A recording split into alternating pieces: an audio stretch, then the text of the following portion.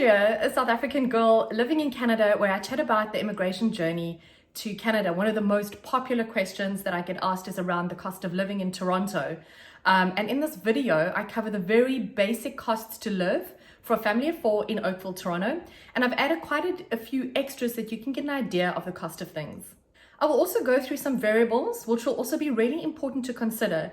I mean, the cost to change over from summer to winter tires. So that's a cost for twice a year. The cost to send your pets to the vet, the cost of pet insurance, car services, dental, eye examinations, the cost of summer camps for your kids, daycare, and aftercare costs. Another request I get is for information on financial planning and how it works and how to go about it in Canada. The cost of short-term insurance, which is house and auto insurance, how to plan for retirement when you get to Canada, investing money, and then very importantly, understanding tax in Canada, the tax implications as you transition into Canada. What about financial immigration? So I am very excited to tell you guys that I'm going to be collaborating with the Howzit platform to host a series called Canadian Living on their YouTube channel. So this series will cover costs, but on a much more detailed level than what I'm going to give you today, together with experts from the Howzit team who can give information and advice on topics like financial planning in Canada, retirement annuities, pensions, money still tied up in your country, financial immigration, like I mentioned, tax in Canada, how it works, and much, much more. So look at the links below, check out howzit.ca or Howzit Canada on their YouTube channel to find all the information. Okay, so let's dig into the costs of living in Toronto.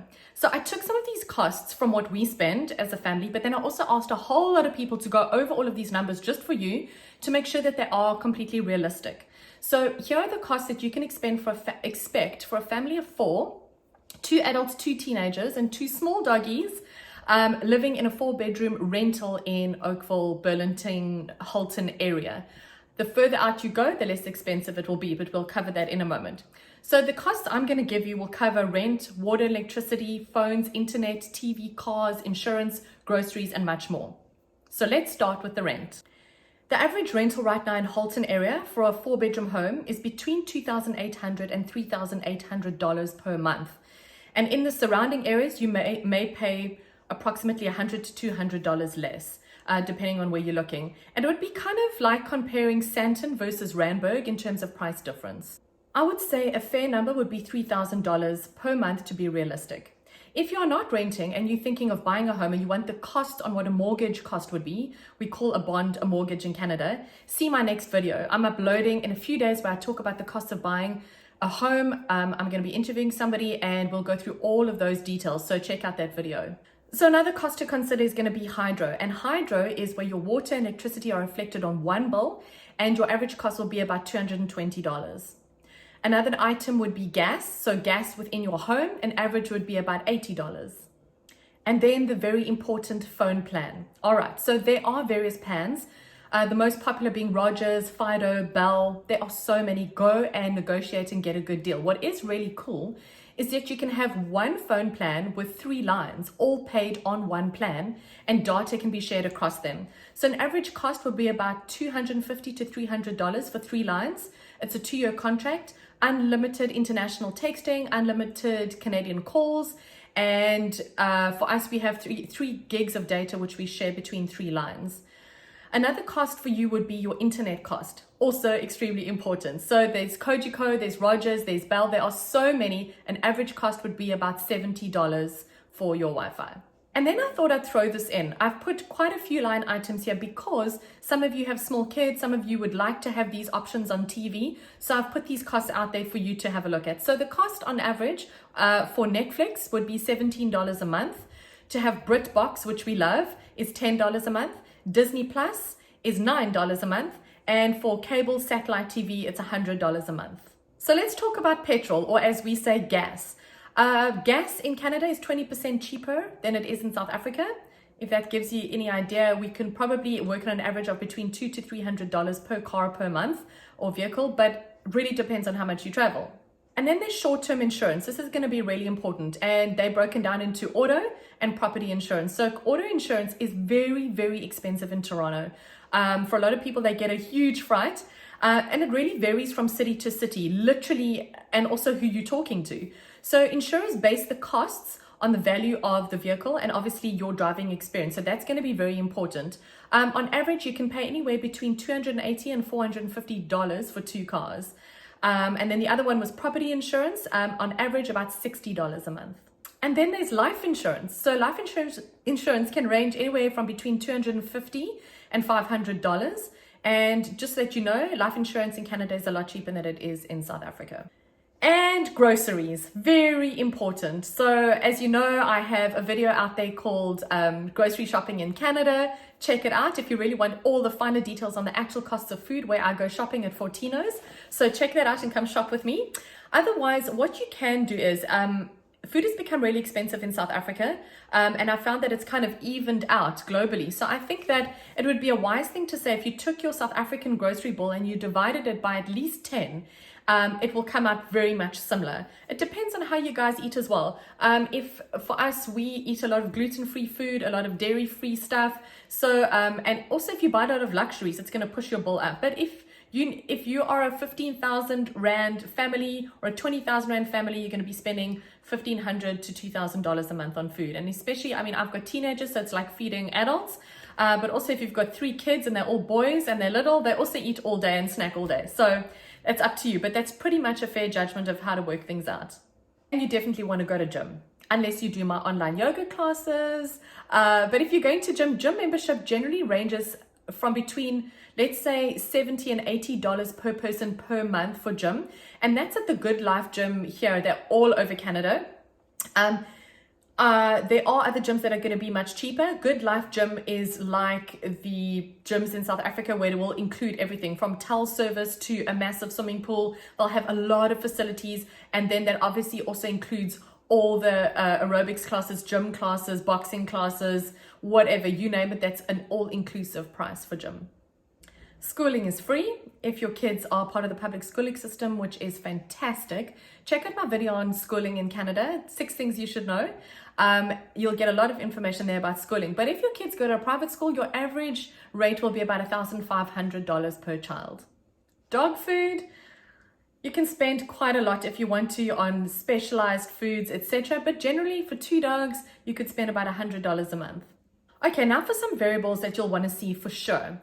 And these topics I wanted to bring up so that you can just have them in your mind when you come to Canada, that this might be something you need to consider, and there are costs that are related to it. So the first one is your vet costs. So you need to register your pet once you land. It's just a small fee.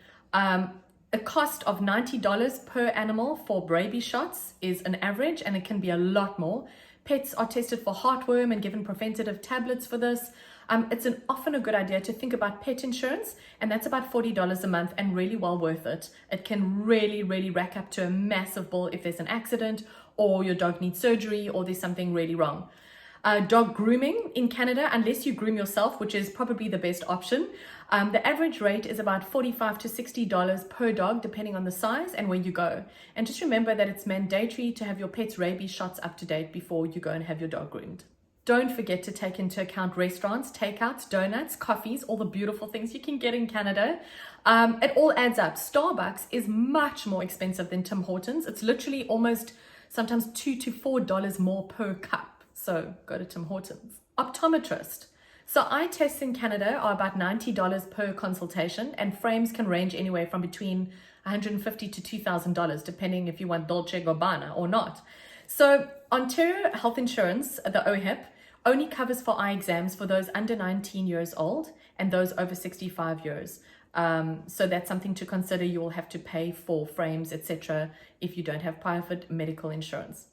And then there's dentistry. So OHIP does not cover for dental checkups, cleanings, fillings, x-rays, root canal, tooth removal. OHIP does cover dental surgery in hospital only. What about birthday gifts for your kids' friends? That's also something to consider.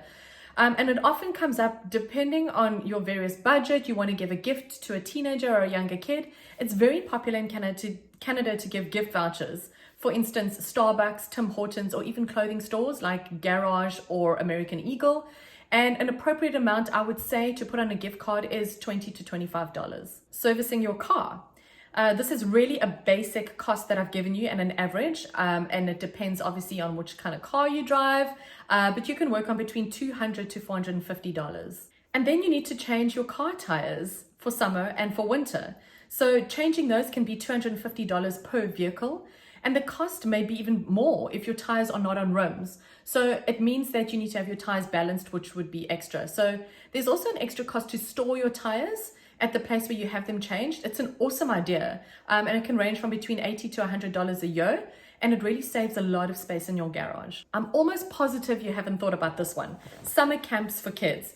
And so kids love going to their summer camps. It's really a long summer in Canada, and it's a great way for you to take a break from your kids and for them to also recharge. So the camps in Canada are seriously well catered for, sports camps, church camps, and the costs vary. If the kids are away for a couple of days, 3 to 4 to 5 days, it can range from between $500 and literally $1,400, depending on the type of camp. I know that there are some sports camps that kids can go to, like if they go to a high performance rugby camp. My daughter's been to one of those before, and it is really expensive, but it's because of the high level coaching. They have incredible nutritional people serving them food 3-4 times a day, 6 times a day. And of course they do things like combine testing, and the level of fitness and coaching is really, really high. So depends on the kind of camp really that your kids go to. And then there's daycare. So this is really something to consider. An average for Ontario is between $900 and $1,800 per child per month. This is heavy, guys. It's really a lot of money, and I was so shocked. I've asked a couple of friends to get information for this video for you, but you can apply for a subsidy to the region wherever you live. So the important thing to know is that you will not be granted a subsidy unless both parents work. So that's something to consider, and the subsidy really helps a considerable amount, and it can almost cut that number in half. Aftercare is often required when both parents work and you can't collect your kids from school. Aftercare is either located on the premises of the school where they're at, or perhaps not, and then they will get lifts. The school will send them to the aftercare facility. So the average cost is about $400 to $500 per child per month for aftercare, and aftercare closes at 6 p.m. So that's it on the cost of living in Toronto from the South African girl living in Canada. I hope this has been seriously useful. So follow me on the detailed series that I was telling you about called Canadian Living on the House at Canada YouTube channel. Follow them on their website, check out their podcasts and information. They will load the information there and get the details. So click like, give me a thumbs up if you found that this was useful, and please subscribe to get updates on my latest videos when they are posted.